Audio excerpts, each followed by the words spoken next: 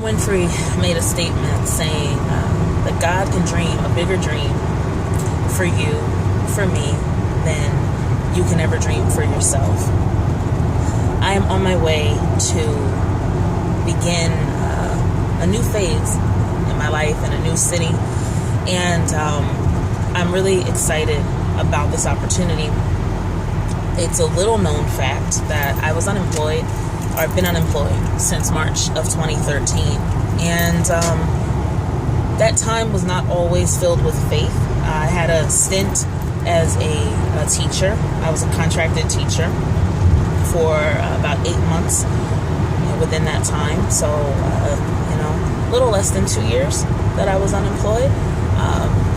Was fired, I believe, for something that was, for a reason that, I'll just put it this way. When we met and I tried to appeal the decision, the three heads with whom I was meeting couldn't even look me in my face. One was shaking, one's face was red, one was picking at their nails, all those things that we do when we're in an uncomfortable situation. That showed me a lot because when it's easy to fire a person, I think it's a little bit easier to deal with that person when they're making an appeal. But things happen the way that they happen, and it's been a very challenging 2 years. I'm going to be very honest. I'm grateful that I'm still loved by folk. I grew increasingly mean and very angry and unsure. There were moments I would, talk to my sisters, and I truly saw no need in continuing on until tomorrow. Dealing with the reality of what wasn't was too much. Dealing with the reality of not knowing or not seeing, but I'm not going to see because I'm not God. I'm not going to see because I had to exercise faith. My mother shared with me the importance of writing something down, and how writing something down and speaking it, or as well as speaking it, actually happens. My aunt told me to open my mouth wide and watch God fill it. After, of course, still doing it my way, which was really not doing anything, praying here and there, just finding everything wrong with my life and feeling like an absolute failure. I wrote things down. I called things out. I would be outside walking, and I would scream things into the atmosphere, opportunities that I want to be able to provide for others once an opportunity is provided for me. And I remember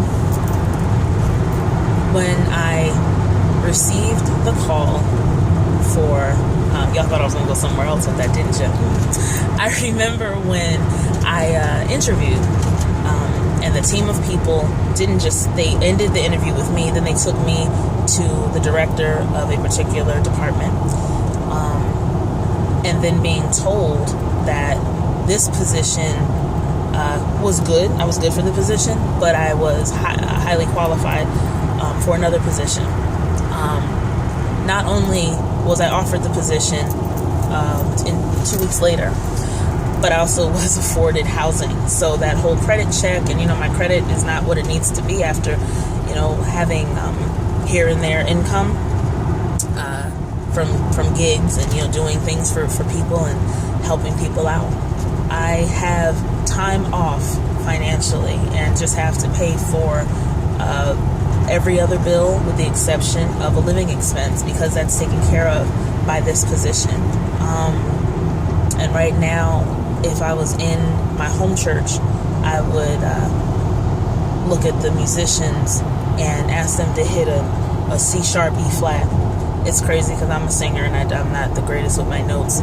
I always say E flat for some reason. And so this would be the point where the praise would go up, especially around those who I cried with, those who prayed with and for me, those who believed even when I didn't believe, those who were saying to me, so the sun really will come out tomorrow. And so what I need for you to stop doing is talking as if it's not worth waiting to see the sun.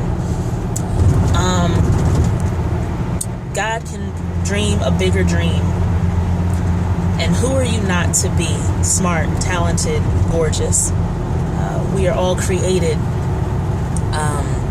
to shed our light. And as we show our light, we unconsciously liberate others to do the same. I love that poem by Marianne Williamson.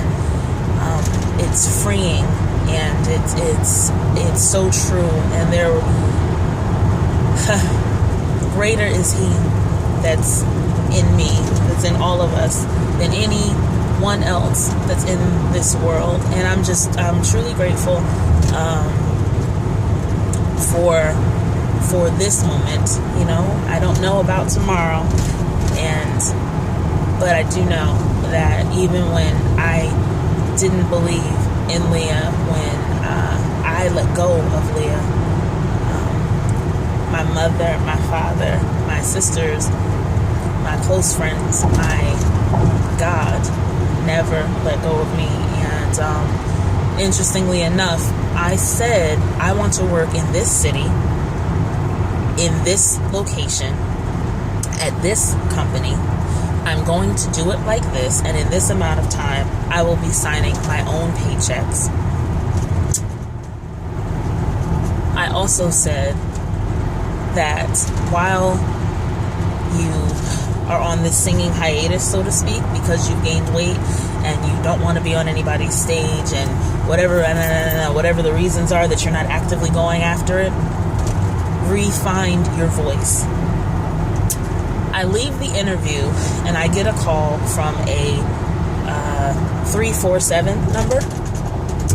And the call is, Leah, would you be interested in singing, in being the soprano lead on such and such a date with such and such a singer at Carnegie Hall?